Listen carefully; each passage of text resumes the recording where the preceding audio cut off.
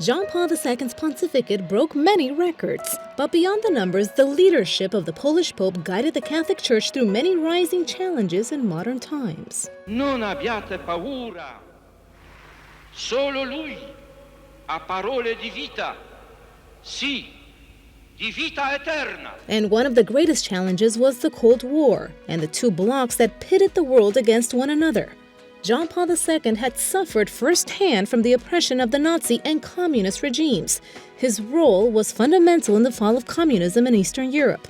One of his first trips, in fact, was to his native Poland in 1979.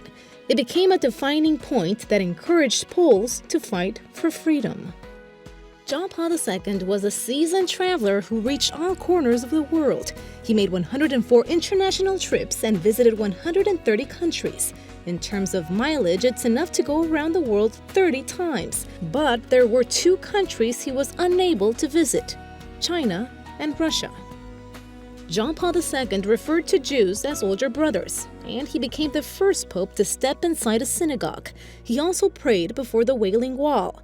He was also the first pope to kiss a Quran and step inside a mosque. It happened in Damascus, at the site where St. John the Baptist was buried. And as part of this interreligious dialogue, John Paul II was a pioneer in calling for joint prayer in favor of peace, as he did in Assisi. It happened back in 1986. More than 150 delegates from 12 religions took part. And during his pontificate, several major conflicts made international headlines: Rwanda, Kosovo, Sudan, Iraq, and the Balkan Wars. The Pope, who had survived World War II, did not remain silent.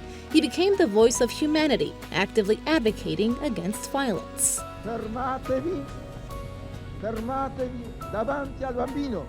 When it came to proclaiming saints, the Polish Pope looked to modern times. He raised to the altars hundreds of people who led exemplary lives. And for the first time, he jointly beatified a married couple, Luigi and Maria Beltrame.